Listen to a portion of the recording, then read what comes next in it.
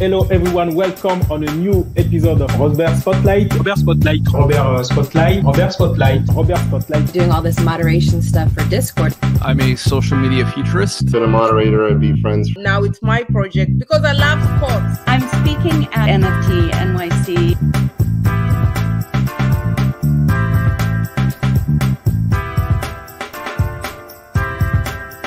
Welcome on the show.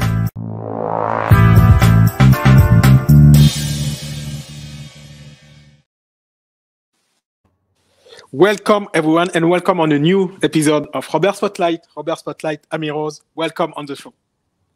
Thanks for having me. Thank you for you being here. Amy-Rose, could you introduce yourself for people that don't know you?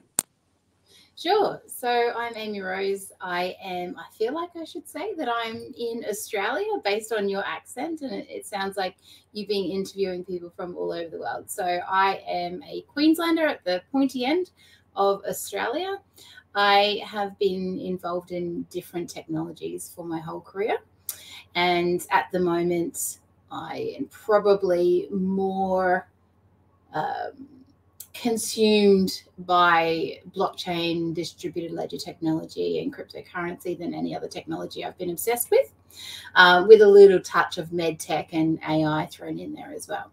But I am head of operations at Blockchain Australia, which I've been at Blockchain Australia for 3.5 years, and the co-founder of Cortex Brainwave Technologies. All right. So it seems that you have a lot going on. You are handling a lot of things, so it's going to be fun. But before me, basically, I'm going to handle the conversation around your actual position. You know, head of not your actual position, but the fact that you are head of operation for Blockchain Australia. I'm going to talk around that. But just before that, I want to know what was the aha moment for you around Web3. Sorry, say that again. Sorry. I just want to know, you know, before you being involved in Web3 decentralized technologies, my question for you is, what led you to go on the rabbit hole of what's it Web3 decentralization, you know, Bitcoin, Ethereum, etc. Sure. So prior to going down the rabbit hole, I guess I was a building designer by trade, and worked also in telecommunications. I was asked by my partner to invest our savings actually that we had combined, and I was looking at stocks and different types of assets that I could invest in, and I came across Bitcoin, and it seemed fun. Everything else seemed pretty boring and pretty traditional and old, and I just thought I will invest in this because I'm going to learn something, and it was obviously tech backed, so I just thought this is what's perfect for me. Okay, great. And from that starting point, what have you done next? Because it seems that you your starting point was Bitcoin. When you discover Bitcoin, what happened next? I started my own podcast. All right. Yeah, it was that was years ago. So that was all way back in 2016. And it was for women in the crypto space, and it was called the Crypto Clothes Line. And we would discuss everything crypto related and have really powerful women on the show, and men as well, to discuss what they were working on in the industry. From there, because of the connections that I made, I started to work with or become more involved in the ecosystem, attending meetups and getting to know people on a deeper level.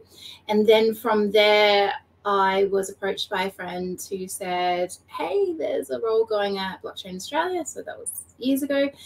And that particular moment has shaped my life, I guess, in this particular industry. All right. So it seems that the moment was meeting people. You know, it's when you went to events. So that really reshaped your career. Absolutely. The more connections you make, particularly if you, I think if they aren't just connections, if you meet people and you form lifelong relationships and follow them on their journey and keep in touch, then I think that's my approach. Just really being a people person and curious and invested in other people. That's just I think the way that I am. I also have high expectations of people. So I really encourage people to, if they've got a crypto project or if they're doing something in the space, to just go for it. And I do push people a little bit in that way to just get it done. But yeah, that's the relationship side of things.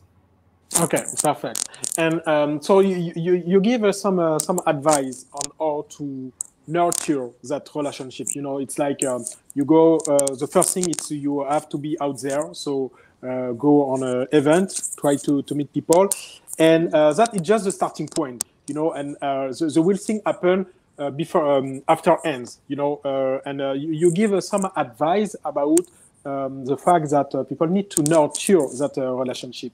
Could you give actionable advice on how to do it? You know, so it's like you hear, it's like you give the statement. It's like go on an event, meet people, like that is the statement. And do you have some actionable advice for people to enforce? Yeah, I think when you meet someone, the last thing that you should say is, how can I help you? So usually it's a connection, or it's even just some advice, or it's some time that you can offer someone. But at the end of a conversation, you just say, it's been great chatting. What can I do for you? And from there, you get to you get to make introductions, and you get to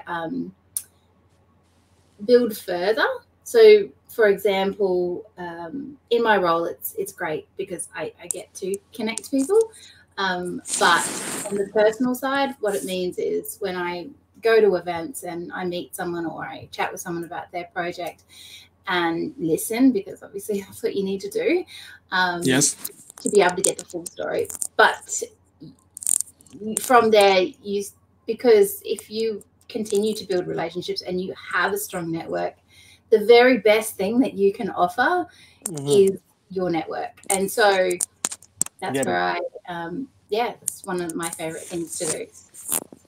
So it's like to be a connector, basically. Yeah. Even if that's not you naturally, it's people really appreciate that. Yes, it's sure. So it's like spotting kind of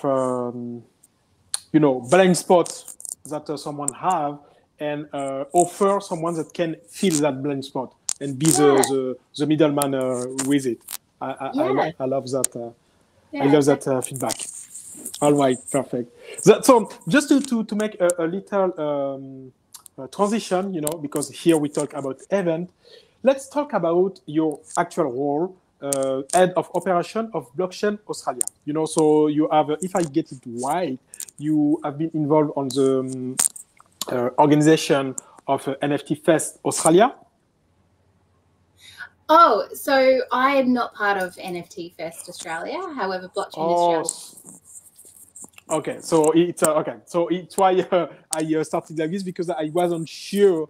But okay, now okay, I got it. So, what could you say? What is Blockchain Australia? So we are the industry body representing the industry in Australia for blockchain and digital assets. Okay. And Yeah, so we're a membership organisation, and at the moment, one of our biggest priorities is lobbying for our members as new regulations come in. That will shape the industry over the next few years. All right. So it's kind of trying to bring all people all together and to go on the same direction, right? Yeah, well, you know, previously the industry was quite fragmented a couple of years ago, and it was actually one of the pain points, and it was a little bit frustrating. What I've seen over the past 12 months is the industry coming together on its own, in a united front, because everyone wants to work together, because we're all aware that we're about to go through a big change, and it's really refreshing. It's a sign that the industry is really maturing. Businesses are coming together. There's a lot more collaboration. And so, for example, we have a number of different working groups. We host roundtables, and we sort of, I guess, extract the industry sentiment so that we are able to portray that back. To do that previously, it's not been easy. Now it is like a breath of fresh air, because people are really, really happy to work together and to provide that united front. Okay, got you. So what would be your biggest problem right now? Because it seems that was a problem that you had before, but it's not the case anymore. What would be one of your biggest problems at this moment? I think the biggest problem is the reputation of the industry on the whole. When you look at it from the outside, and we know that the media will portray things in negative way. They do. Okay. So, but from the inside, you know all of how everything's moving, who's building what use cases exist, which enterprises are getting involved, and where that true growth is. It's not talked about a lot, and that dark shadow of scams and Ponzi's and the bubble idea, it really gets a little bit too much airtime. What we really need to do is showcase some of the wonderful activities, businesses, startups, use cases that are going on in the industry. So it is a pain in the butt that it's just getting too much. I guess the scam side of it, we need to address that, but that's not the whole industry. The whole industry are out there solving problems and trying to make the world a better place. And that is what I really want to bring attention to. Okay, perfect. So, sorry, I just cut you out.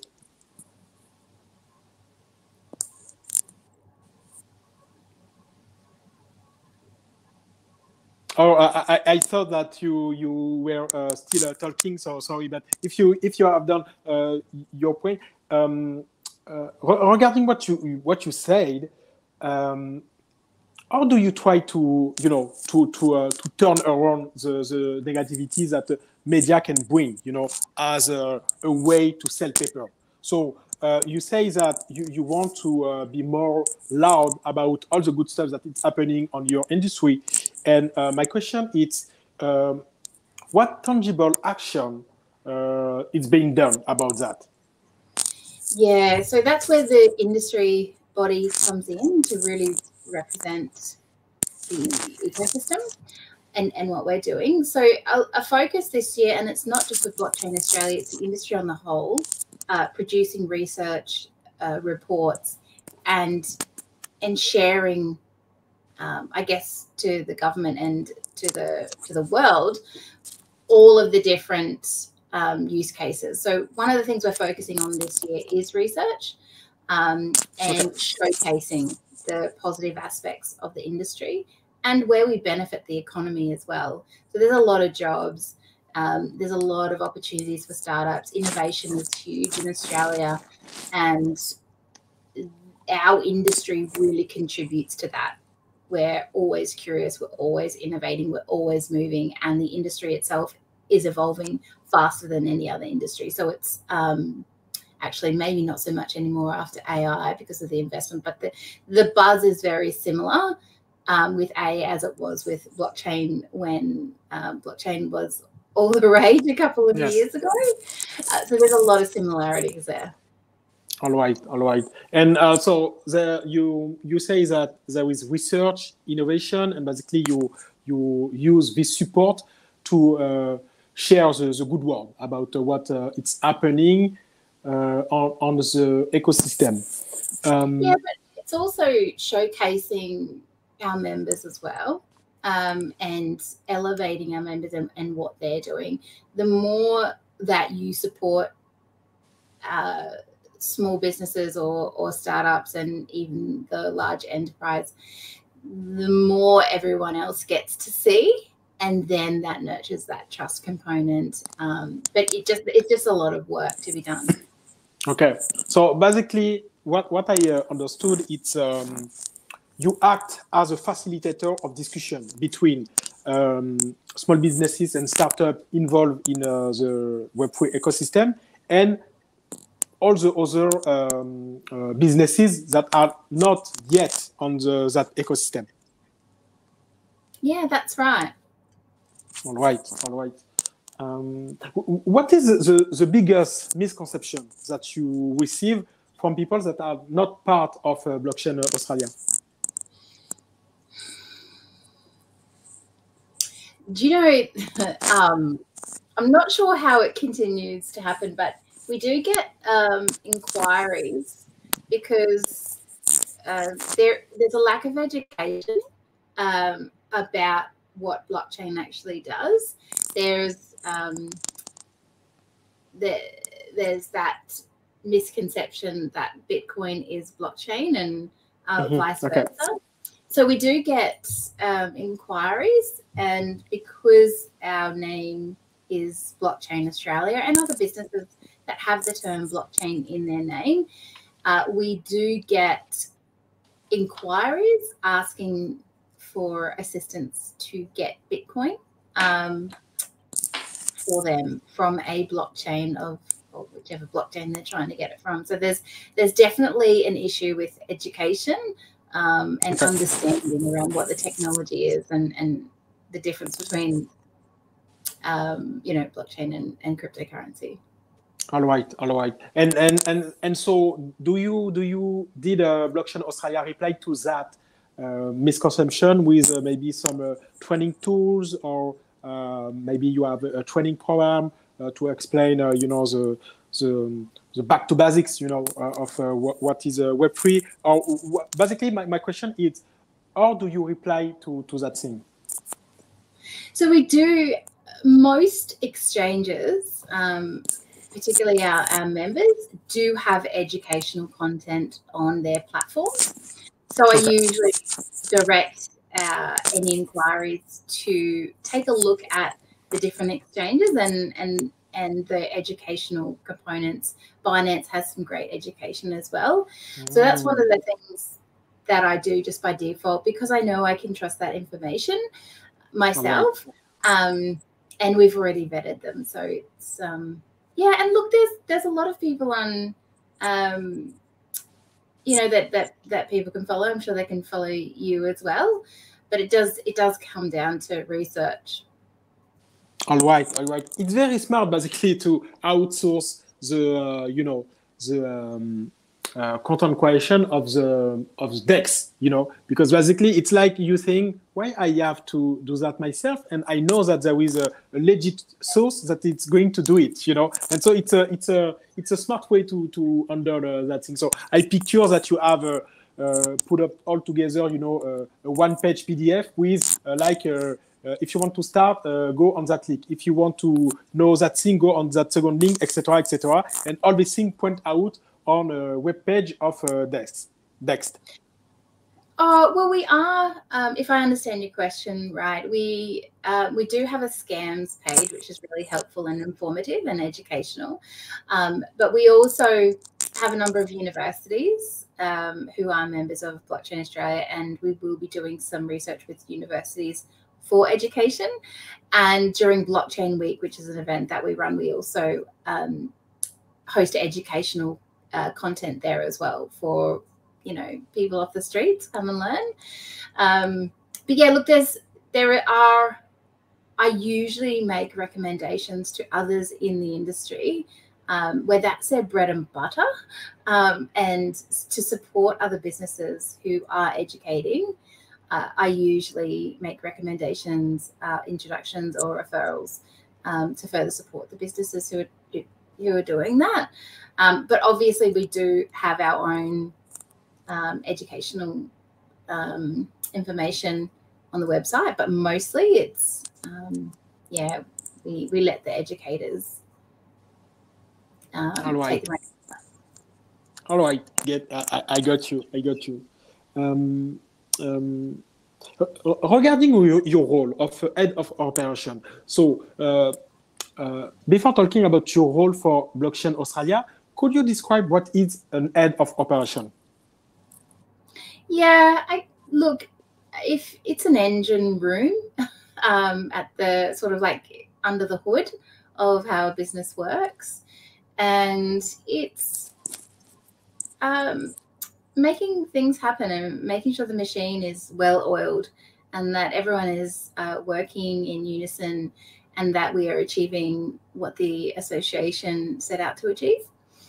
So that's the purpose of my role, but it goes a little bit further than that, because I guess we're quite a small team, and I do a lot of calls and conversations and engagement with regulators, and help our policy lead manage those consultations and policy engagements and working groups. And also, look, I've got an amazing team around me, and I just encourage everyone to do their very best every day, and feel a little bit like a mechanic sometimes, and so I need to build stuff, or an engineer, build stuff out and make sure everything is in good, healthy shape.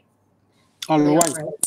Yeah. All right, got you. So it's like you are responsible of making everything running on the good direction. Yeah, and look, it wasn't that difficult coming from as a building designer. So there is, to build something, you have to have a foundation, and then you put the supporting walls on and the beams, and you make sure it's safe and it works.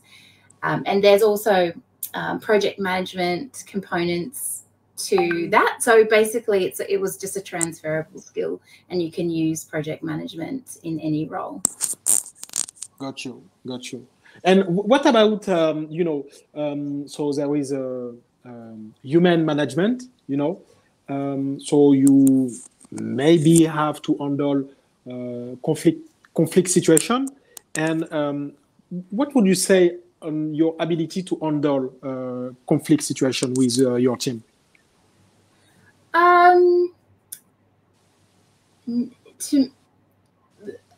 I guess I have to be careful with how I respond, but usually nothing is ever as bad as you think it is in that very moment. And you have to remember that, and I say this to my friends, and I say this to my kids, and are you going to remember this very moment when you're 50 or 60? Actually, it's been increasing in age as I get older, but I say to myself, is this going to be a defining moment? So that when I'm 100 years old, I'm going to think back to this day at work where I did that wrong, or this thing happened. And it's just never as disastrous or as complicated as you think it is in that moment. So I really do just take a step back, reassess, and get some sun, and then come back. And it's always different.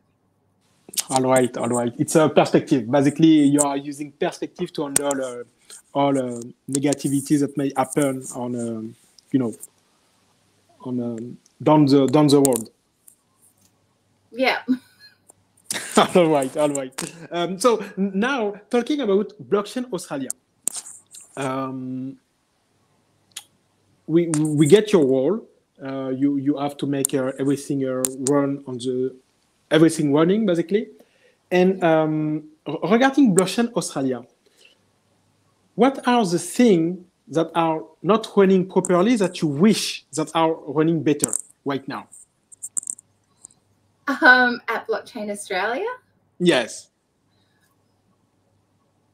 I don't know. I think everything's running really well. It's just, I guess last year was a really hard year for the industry. And so from coming out of that into this year, so to paint a picture, I guess, for the whole industry, and you probably know this, last year was shocking. This year I was expecting, so I started work back early in January, and I thought, okay, so while everyone's still sort of coming back to work, everything will be quiet and I'll be able to start building out the roadmap for this year. But everyone was back in the office, full steam ahead, working and excited about 2023. And that enthusiasm, it's contagious, really. Everyone wants to do something. So coming out of last year, I mean, Robert, it is a wonderful year compared to last year. So I can only say that it's really good because it's 2023. Maybe it's too early in the year, Robert, to... Yes, we are just 1 month in. It's just one month in, but we, as you said, if we take a step back, everything may look good in any condition. But all right, I got what you expressed. I want to dig a little bit. So previously you said that you act. So my way of understanding blockchain Australia, it's blockchain Australia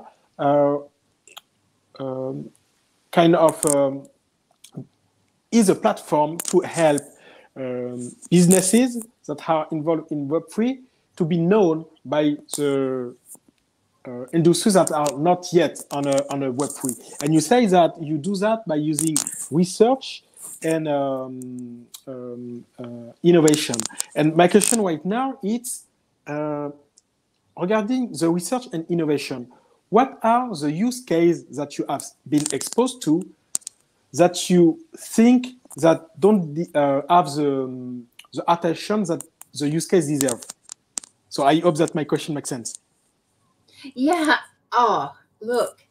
So I did and it's on my LinkedIn, but I did just a map of all of our different members and the different industry verticals that they're coming from. So previously we had just cryptocurrency and blockchain businesses. Okay. But now we have accountants, we've got lawyers, we've got cybersecurity. What's the other one? Insurance, health and wellness.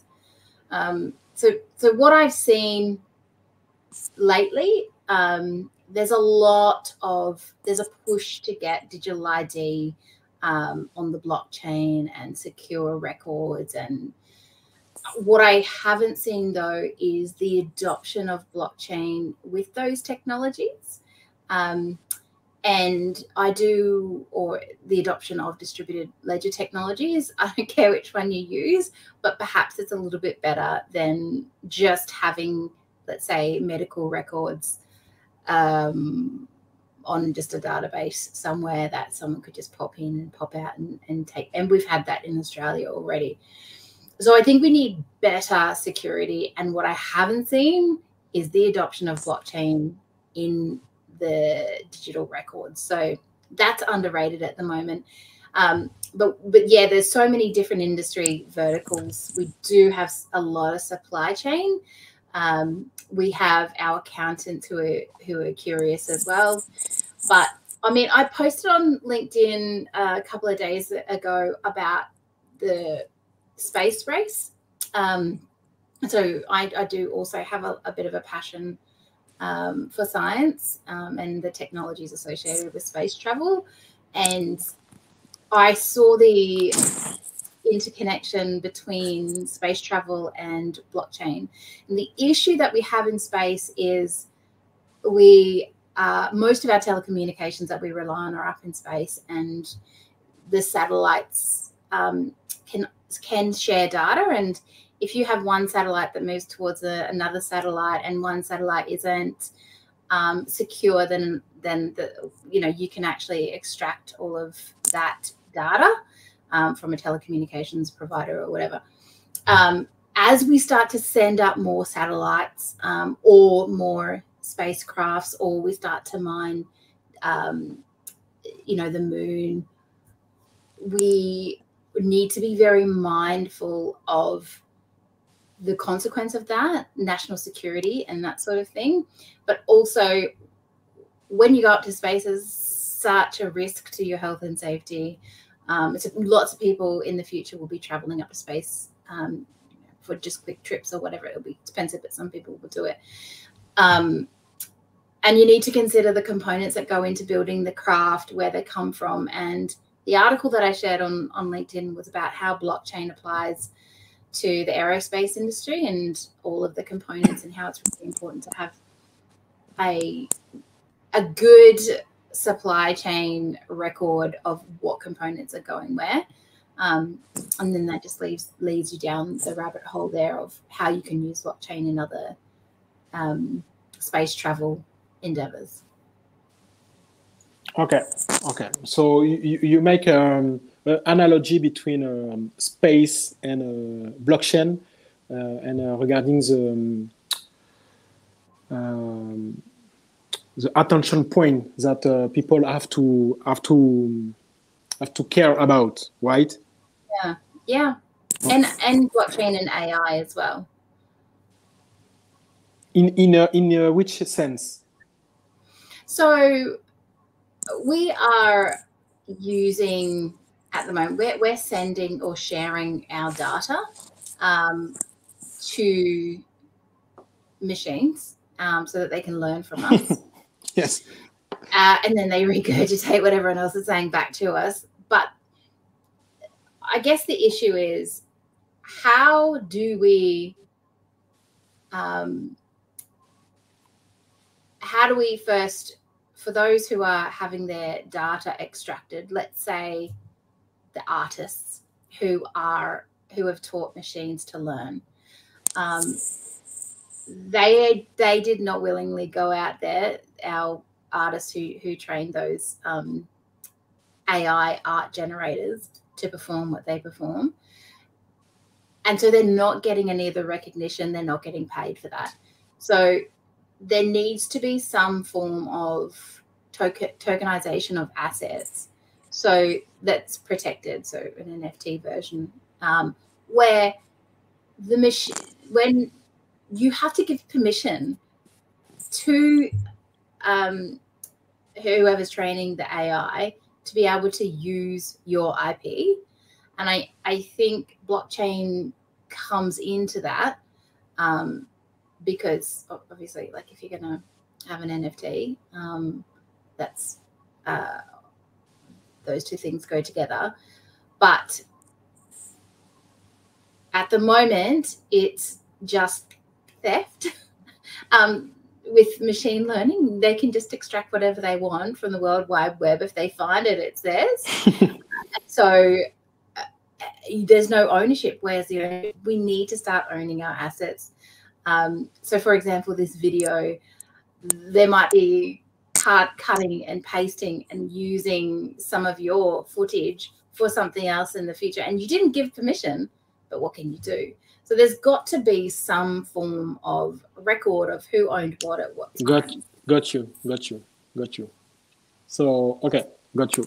But it's like, because the point is, regarding AI, it's if it's available through a browser, I go take that input, right? So it's more like from a user perspective, it's whatever you put on internet, it's like you have agreed on the fact that people may access to it. You know, after I get your point about the usage, but at least when you put the information out there, it's out there, you know? So it's like me think that if someone, whatever the company, put online something with a business confidential, you know, he cannot expect by default that people will enforce that, you know? It's just don't put that out there. You see what I mean? Yeah, I know, but then we've got this issue with deep fakes. And just because it's out there doesn't mean that you can use it. And is it yours to use? So there's an ethical dilemma, which is why I'm drawn to it. And I just don't think that it's right. And just because it happens doesn't mean it should. And in the future, I don't imagine that this will be a problem. Everything will be encrypted, and to extract data from any media will be very difficult. Copying and pasting, I think grandchildren will be like, what, what? And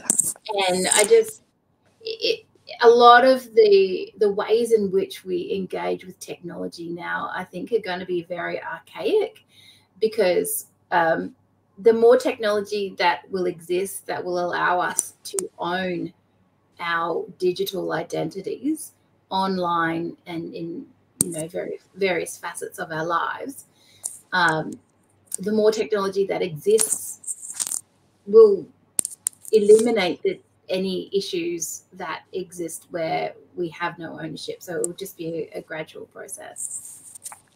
Got you. So, okay, I saw where you're coming from with the deeper fake thing.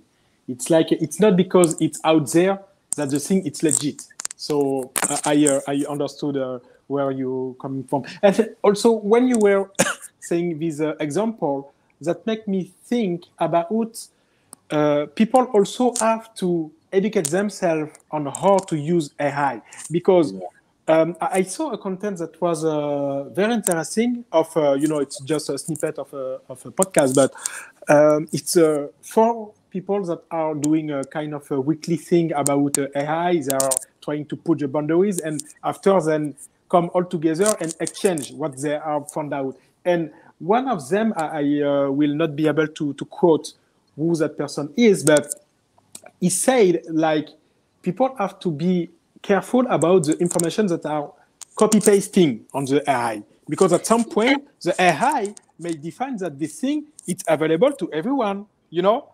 Yeah, So, that's right. So when you were giving your examples, that make me think about that part of the interview.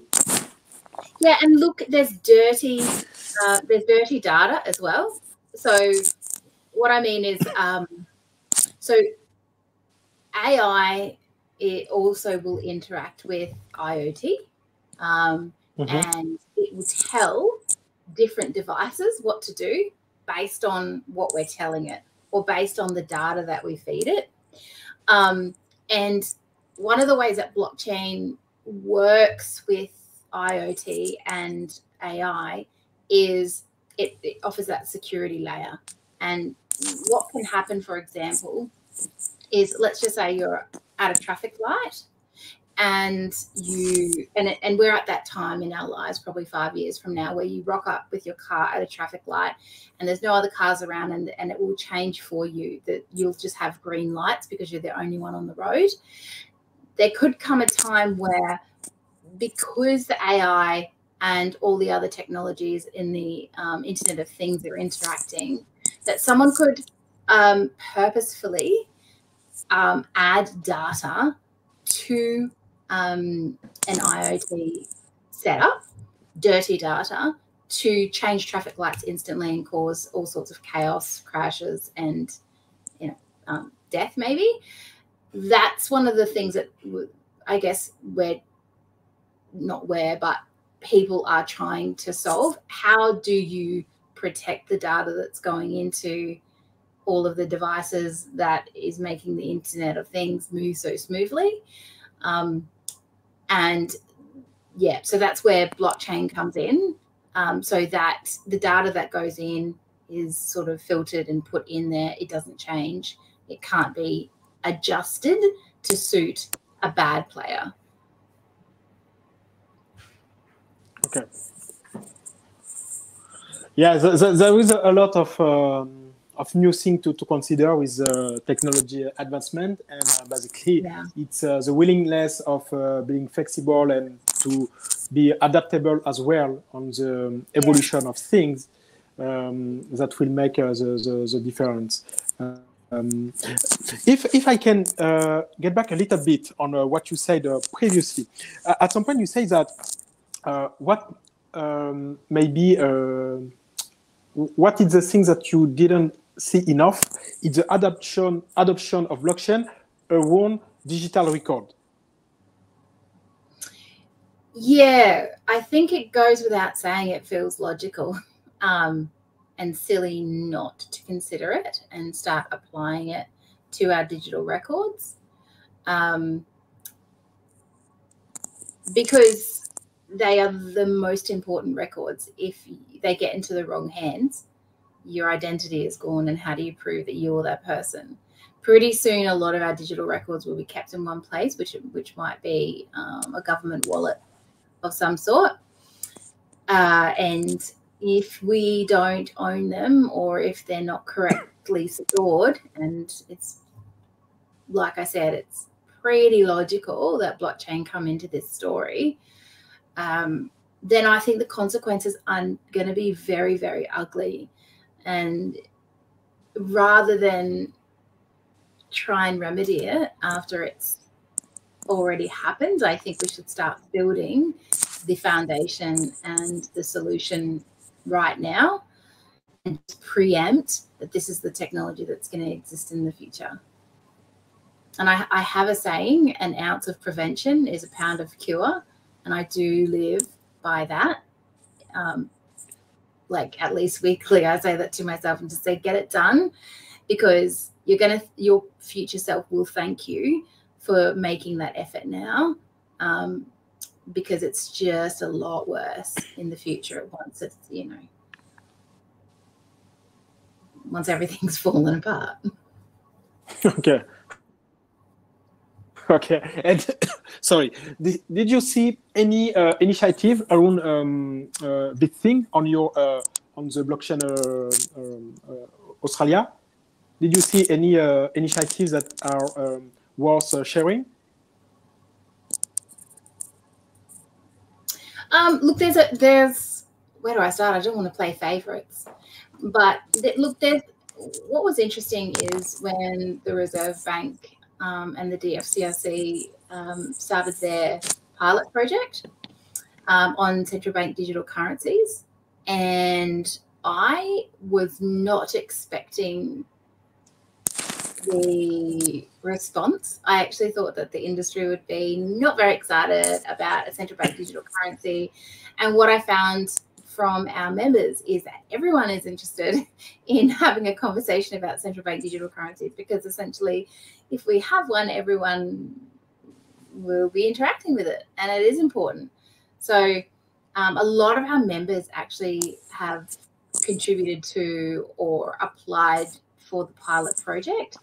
If you have a use case that can interact with the current payment systems or future payment systems that they might be testing, then you could have applied for that pilot project. And it really didn't matter. You could get paid in Bitcoin, for example, is a business that can interact with the CBDC pilot project.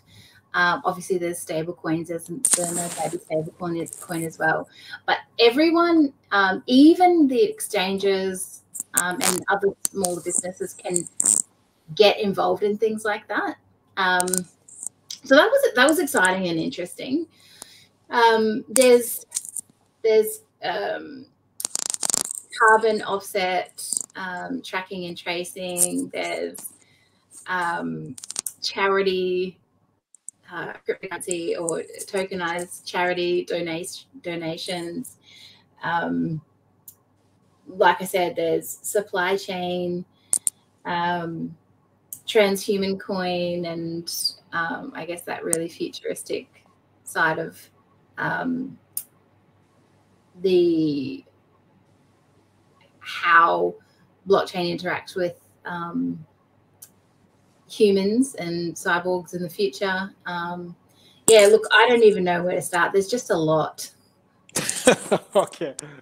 But basically you are going far as well, because you know, talking about cyber, talking about compare blockchain with a satellite. It's kind of, you are projecting yourself very far to, at least it's what I understand or I picture the thing. It's like project yourself very far to find if today you may address these theses.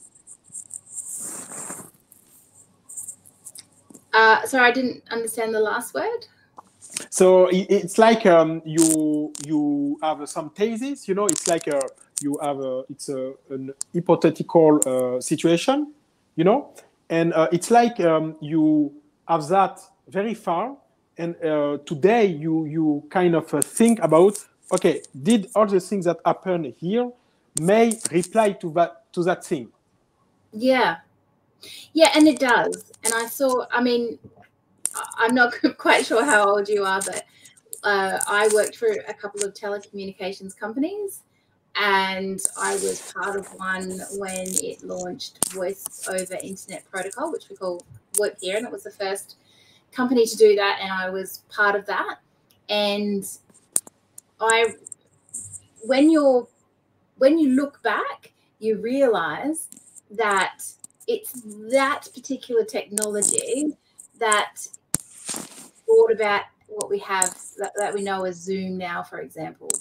And Zoom will then merge into something completely different in a couple of years, which will probably be more of a virtual sort of appearance on stage teleportation thing.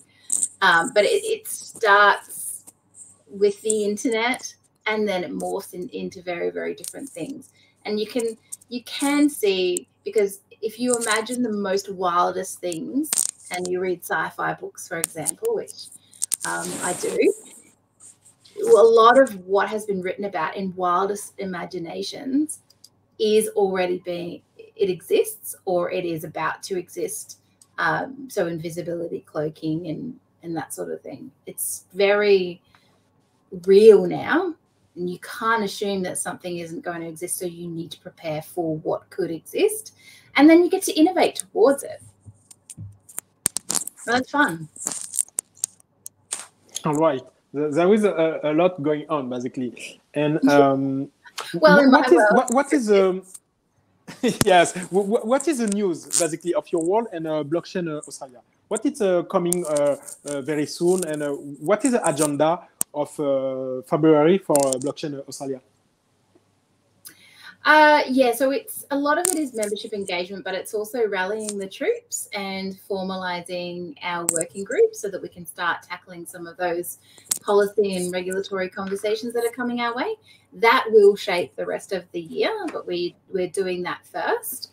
And then from there, we have a cybersecurity event that's coming up as well in March, and we have Blockchain Week in June as well. And then, yeah, multiple different events coming up, but a lot of it is about promoting our members and nurturing members. All right. So there is a lot going on. So I just changed my device because my smartphone was dying. So don't be afraid about the new PFP. Profile picture. So yes, and you said you talk about an event about cyber security. Yeah. Could you talk a little bit more about this particular event? Yeah, so one of the, like I said earlier on in the conversation, one of the pain points of the industry is scams. And then cybersecurity is a pain point in every industry. It's probably the largest, I think, multi-billion-dollar industry. Yeah. So if you're a cybersecurity expert, you've got a job for the next 20 years or so. Yes. But yeah, so it's across all different facets of security that apply to blockchain. So you have your blockchain auditors, you have the security concerns as builders. So anyone who is a developer, what do you need to think about? But you also have your scam conversations and how are we tracking those? We have the federal police talking about how they're going to tackle what's coming, not just with cryptocurrency, because there's more fiat scams than there are crypto scams. So there's, just talking about over the next couple of years, it's going to be a lot of people trying to steal a lot of money, and also looking back and to say, okay, so what are the trends with cybersecurity? What are the trends with scams? What can we expect coming up with hacking? What sort of security measures are businesses needing to take? And so it's a very broad security event, and it will go for a day. It's a summit. All right. And did this summit is going to be only in real life, or did there is people may attend virtually as well? Yeah, it's going to be online, and that's because we have international speakers coming online to talk about all of it. And we have international members, and it's all built around members and telling their story. So we have a lot of members who are in like digital ID and records and digital currency exchange solution providers. And we have a lot of developers and builders as well who are going to share their stories as to how, when they interact or do work for a client, what are the considerations there as well. And then we've got compliance as well, because you have to meet certain regulatory requirements to be able to operate. So that's a very, very big, broad event that'll encompass it all. All right. So, all right, a lot of stuff it's happening on blockchain Australia. If there is any Australian people watching your interview, what do you want to say to them? If and pretend that they are not already on a member of blockchain Australia, what do you want to say to them? Go and hang out with your meetups and start talking to people and build relationships with people. If you want to be part of this industry, relationships are really, really important, and getting out there, being active. I think that's the advice that I would give to people. All right. Amy-Rose, did there is any subject or topic that you wanted to talk about and I didn't offer you the opportunity?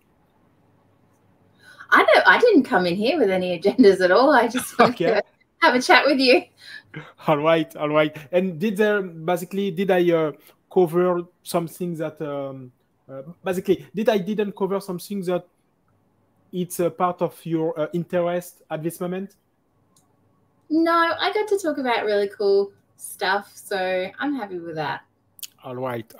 So thank you, Amy-Rose. That was Amy-Rose, head of operation at Blockchain Australia. She's doing a lot of stuff, so you can follow her on LinkedIn and Twitter as well. And yes, go say hi, meet her, and basically generally applies her advice about meeting people and nurturing the relationship. And Robert, is there anything I can do for you? Oh, for me, what can you do? It's a good question. So basically, how you can help me, it's because it's very difficult to have guests first, and to have good guests, it's even harder, right? And basically, if on Blockchain Australia you think about anyone that may have a good use case to present, or but around Web3, if you think about anyone, I will be more than happy to send them to me to have them on my podcast. Okay, I'll do that. All right. So thank you very much, Amy. You're welcome. Have a good day. Thank you. Bye. Bye.